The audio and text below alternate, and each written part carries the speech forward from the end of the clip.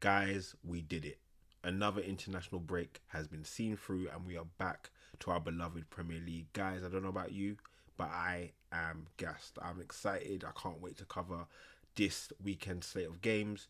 Hopefully, you're looking forward to it. We're going to cover each and every game briefly, highlight some of our games of the weekends, what we need to look out for. And so, hopefully, you guys enjoy it. We're going to move straight into it, obviously using FootMob as we always do. As I've mentioned, we've got a beautiful slate of games, if I'm being honest with you. Leicester versus Chelsea to kick off the weekend of football. Bournemouth versus Brighton. Arsenal versus Nottingham Forest. Aston Villa versus Crystal Palace. Everton versus Brentford. Fulham versus Wolves. And City versus Tottenham. Southampton versus Liverpool. And Ipswich versus Man City to wrap off the weekend's football. And then on Monday we have Newcastle versus West Ham. Doesn't feel like we've had overly too many Monday night games, to be honest with you. We're going to just have a recap over the previous games that were played before the international break. If you guys will remember, Brentford winning 3-2 versus Bournemouth in an absolute thriller. What a game that was. Crystal Palace losing 2-0 to Fulham. Great performances from Emil Smith-Rowe in that game. As I remember, West Ham and Everton played out to a draw. Wolves got their first win of the season against Southampton.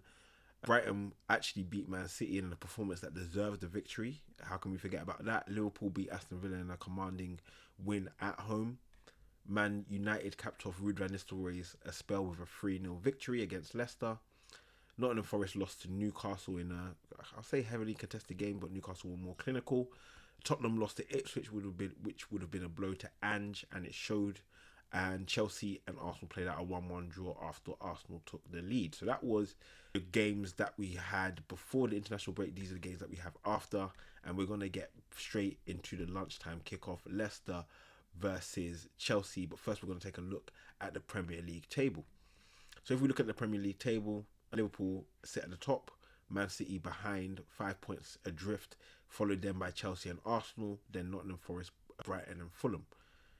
At the other end of the table, you have Southampton, who've only got one win alongside Wolves, Crystal Palace, Ipswich, and then Everton and Leicester follow on. So all to play for. Some big changes can definitely happen, and the lunchtime kickoff is no different. Two teams sitting on at opposite ends of the table. We do know that Chelsea have picked up their form this season, been really good under Maresca, continue to play exciting football, even against Arsenal. At home, they were on the back foot at times, but they got a draw out of a game that could have gone any way. And those big games that Chelsea are going to be into, even last season, they did pretty well in the big games. They're continuing that. It's these games that they need to show their quality and show why they should be in the top four, why they should be competing for those coveted European places. From an injury standpoint, I think a couple have been called out here: Jadon Sancho, Gusto, Reece James, which has been confirmed he won't be playing, Lavia, Fofana. These are crucial players for Chelsea. I mean, they've got a big squad, yes, but we want you to have your plethora of players available. On the Leicester side, Bobby Reed will be out. Abdul Fatwa will be out as well. He was very, very good for Leicester in their charge up to the Premier League and has been pretty good this season as well, but he will be out for the whole of the season. An absolutely massive blow for them. Jamie Vardy is doubtful. AU is doubtful. Daka is doubtful also. Ricardo Pereira is an injury and a scratch for this game. If we look quickly into the team form, as mentioned, we had the 3-0 defeat to Manchester United, which was a big blow for them. Man United did what they needed to do. Chelsea got their draw in their last game. Leicester haven't won in their last four, which is not the greatest, and there were winnable games there. Ipswich away, potentially winnable, and you would say Nottingham Forest at home is winnable, but with the form that Nottingham Forest are in, probably not. Their last victory was the 3-2 win against Southampton. They're going to need to pull out more victories and more points if they want to have an easier time of it than it's looking. Chelsea 1-1 draw we've already spoken about. They also drew with Man City. These are These are two big games that they've come out without losses, and this is a good sign for a team that wants to be in that top four. They did lose 2-0 to Newcastle in the League Cup, but beat them in the league, and that's why they are third in the table now. I think if I was to talk heavily about this game and about the two teams, I think that Chelsea would come out of this with a victory. Leicester don't have the best defence at this moment in time. They're shipping in goals at a pace, and Chelsea have a good, decent record against Leicester. If you can see in the history, obviously teams have changed. Sure, but the last couple of games, Chelsea win 4-2, 3-1, 2-1. There's a draw in there. There's a win. Last time that Leicester were able to beat Chelsea was in the FA Cup, and that was in 2021. And that's the last time they actually also beat them in the league. So humans aren't great for Leicester. Steve Cooper's doing a good enough job as it is now. I'm going to go with a Chelsea victory, and I think they should be winning these kind of games if they are who they say they are.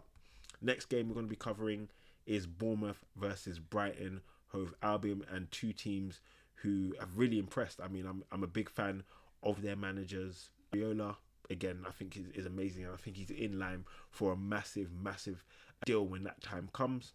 And then you talk about Brighton and what the job Herschel has done. That win against Man City was amazing, but they need to keep up that work. They need to keep up that momentum, as he's already spoken about. On the injury side, you can see the amount of injuries that Brighton are dealing with. I won't cover each and every player, but the likes of Jay Milner, Lewis Dunk, Hazelwood, Ferdy, these are all players who most likely than not would be in their starting lineup. Big misses. Minter as well. Hopefully they have some of these players who are doubtful actually playing. From a Bournemouth standpoint, Semenyo, who has been absolutely amazing. I was talking to my friend earlier, and he has the ability, because he's so physically dominant and he still has technical ability, don't get me wrong. He has the ability to do a job for most teams in the Premier League, like a really good job. And Bournemouth, if they can continue to hang on to him and players like him, they should be in good stead. They should definitely be in good stead. So if we were to cover team form, as mentioned, Bournemouth did lose to Brentford in that thrilling game. They did show fight. They were away from home, and we know what they can do at home. They did beat Man City, following in the likes of Brighton, who did it last week. They did draw against Aston Villa. These are very good results, and they did beat Arsenal as well. The little blow would be the loss to Leicester, which would be less than ideal. From a Brighton standpoint, they were losing their way to a degree. I guess back-to-back games against Liverpool does not help, and back-to-back defeats does not help. The draw against Wolves would have been less than ideal, but victories over Newcastle and Man City in their last 5 are games that probably they didn't expect to come out with anything, but they did, and that shows that they're up for a fight against even the best in the division, no doubt about it. For this game, it's tough for me. I'm not gonna lie, it's tough for me. I think I also want to look at the table if I can, because I want to just understand where are Brighton with their away record. And so they've got a pretty decent away record. 2 wins, 1 draw, 2 defeats. Bournemouth have only won the 1 game away from home, but I'm sure Bournemouth have a pretty decent home record. Yes, they've only lost 1 game and conceded 4 goals. That's up there with one of the best home defences in the league. So expecting them to come out, be good at home, I think. And if you're asking me to put money on it, I'll probably put Bournemouth. I think Areola at home, what he showed against Arsenal, what he showed against multiple other teams, has shown me that his team can really do the job at home. So we shall see, but I'm going with Bournemouth. Next game up, Arsenal versus Nottingham Forest. Who would have thought when we came into this season that it would be 2nd versus 4th? If I got that correct. No, 4th versus 5th, sorry. I would have thought it would be 4th versus 5th. Who would have thought it? Because I didn't. I'll tell you that. I didn't think Arsenal would be sitting at 4th. Yes, we're only 11 games into the season. A lot can change. That's for sure. Don't be too discouraged. But Nottingham Forest being in 5th place with the same record as Arsenal, I cannot believe it. Or I couldn't believe it. Having watched them play, having seen what they continuously do, match by match, you've got to give your hat off to Nuno. He's been absolutely amazing building his team up. They have quality. Do not get that twisted. They've got quality throughout their team. How they utilize that quality and how the best is brought out from that quality is what Nuno is doing. Something that Steve Cooper wasn't able to harness consistently, but Nuno's got that, and his teams are playing well. They've got speed on the counter. They've got Chris Wood, who you can see here has scored 8 goals this season. He's been an absolute monster. He's got double the goals of Arsenal's top goal scorer. He's a machine at the moment, and Arsenal need to be wary of him. They need to be wary of pretty much the whole team. Callum Hudson-Odoi, definitely. Elanga if he plays. Dominguez, Yates. They've got quality all through the team. And so Arsenal need to be careful. It's not going to be an easy game, that's for sure. Luckily, they are at home. And they would hope that being at home would give them the advantage that they're looking for. Because going to the City ground, I can tell you as an Arsenal fan, we haven't had fun there. We definitely have not had fun there. So from an Arsenal perspective, the form has been indifferent. Let's not lie, guys. The form has not been great. No wins in the last 3. Obviously, that includes the game against Inter in the Champions League. One win that we do have in our last 5 is the win against Preston. Arsenal need to get back on form and they need to use this game. They've got injury concerns. Ben White, who we know had surgery, he's not going to be back for a long while.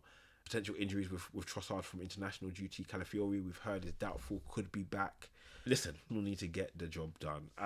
This is it's time now to start turning on the style. It's time now to start turning on wins after wins after wins after wins, because you don't have the head start that other teams may have, the likes of Liverpool. So you've got to start getting stuff done, and that's what they're going to need to do. From a Nottingham Forest standpoint, I think the challenge that Nuno needs to set for his team is, we've been good against every other team potentially. Newcastle was a blip. Let's make sure it's a blip, and that's it. Against Arsenal, for me, no better time. No better time. They concede 1 goal. We'll see what they're made of, and that will be my message from Nuno. If I was Nuno, test them, push them, hurry them, rush them. Don't let them get into their positional play and play their football. No, we're not here for that.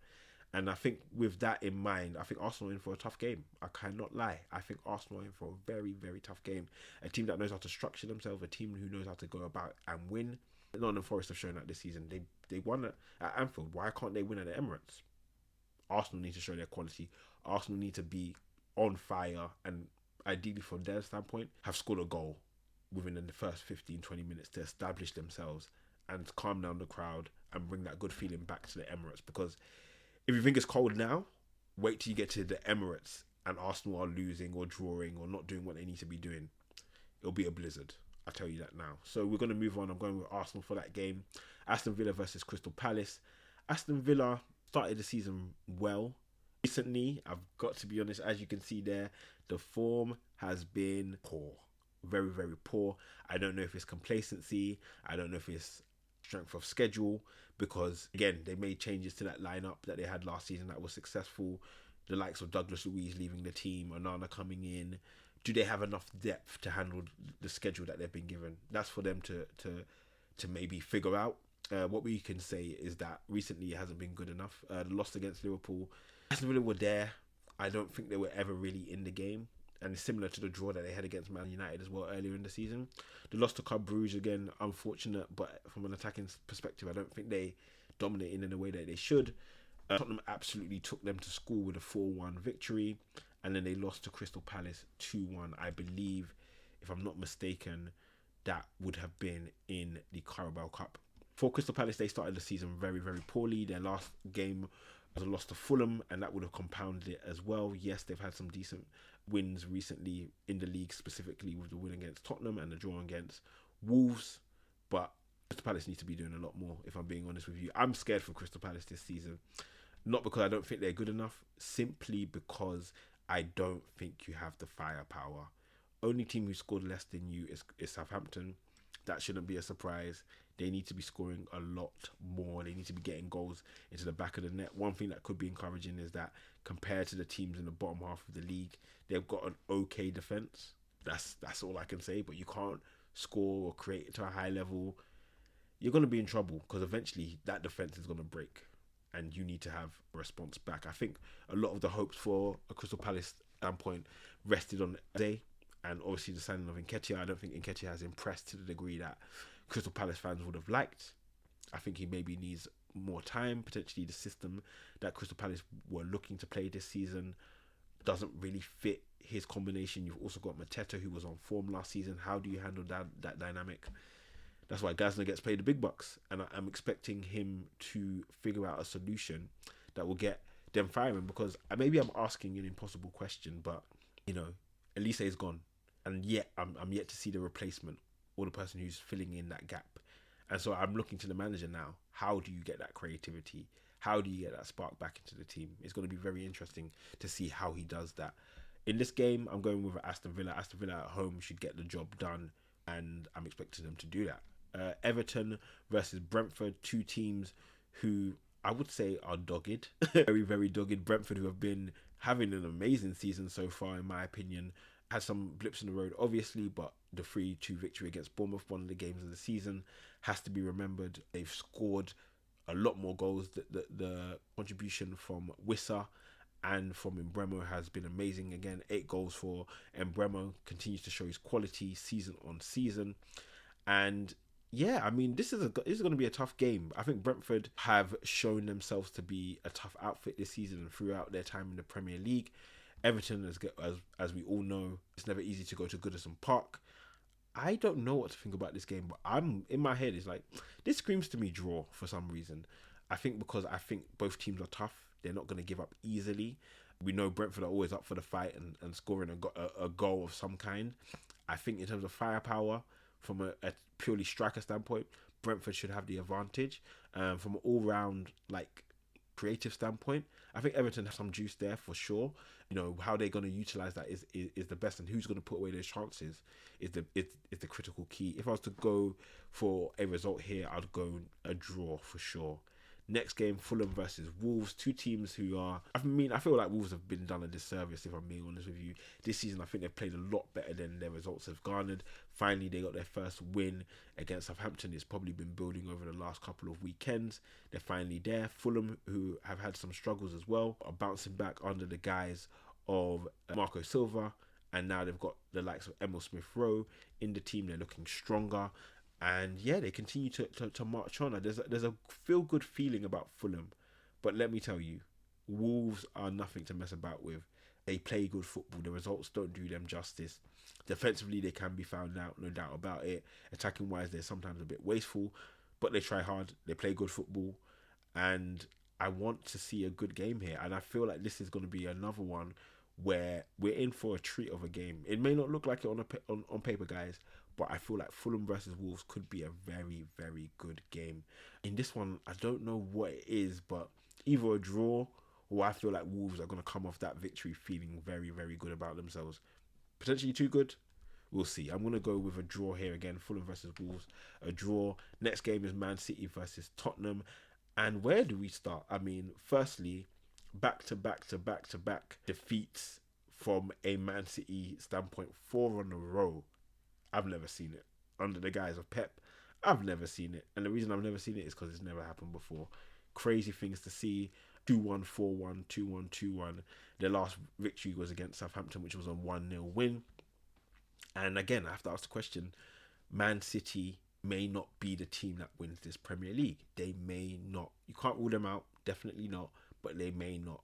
And who's going to take advantage? Currently, Liverpool in that position.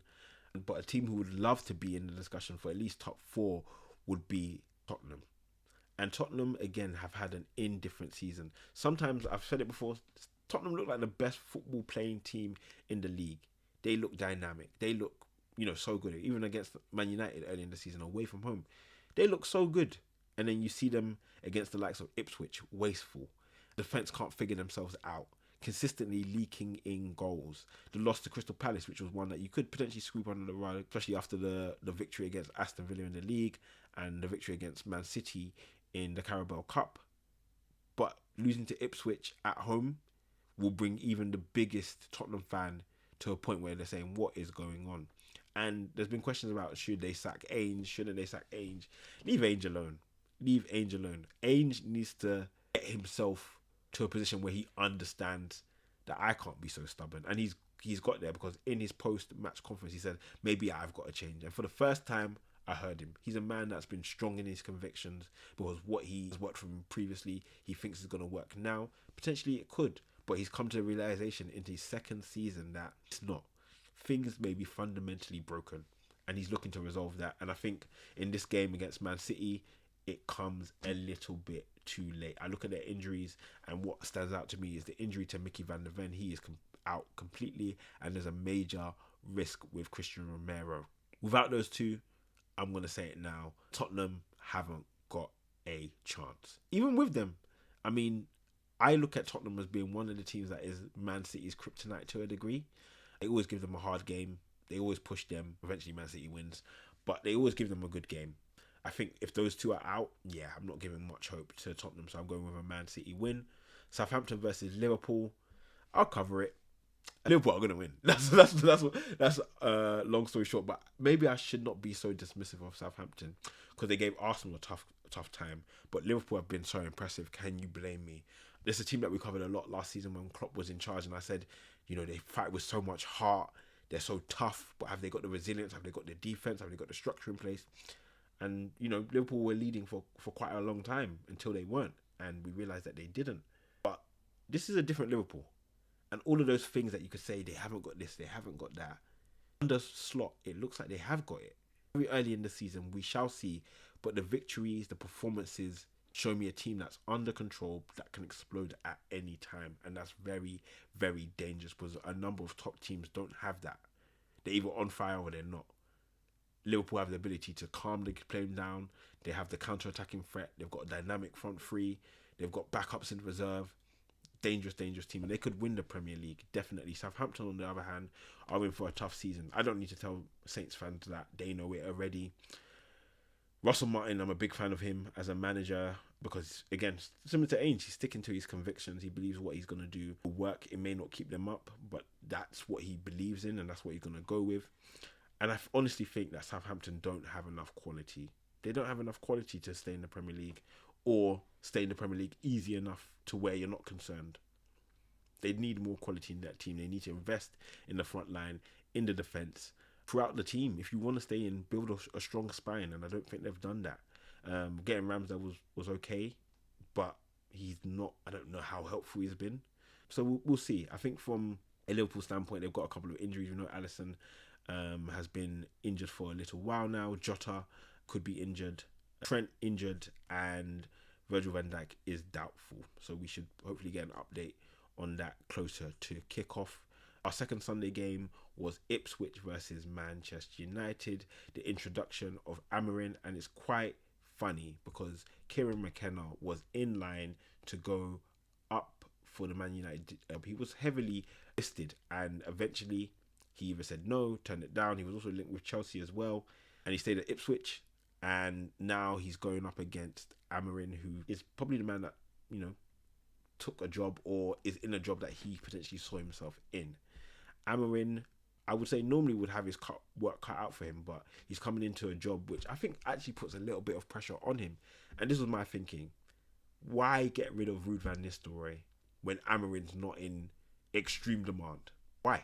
Why go out of your way to get rid of a manager that has ingratiated himself with the players? They respect him, and his ideas are starting to work. Yes, he's gone up against Leicester twice and POK, and he's drawn against Chelsea. That's fine, but assess your options. Take time, because if not, you may have made a hiring that doesn't fit your club. I'm not saying Amorim won't.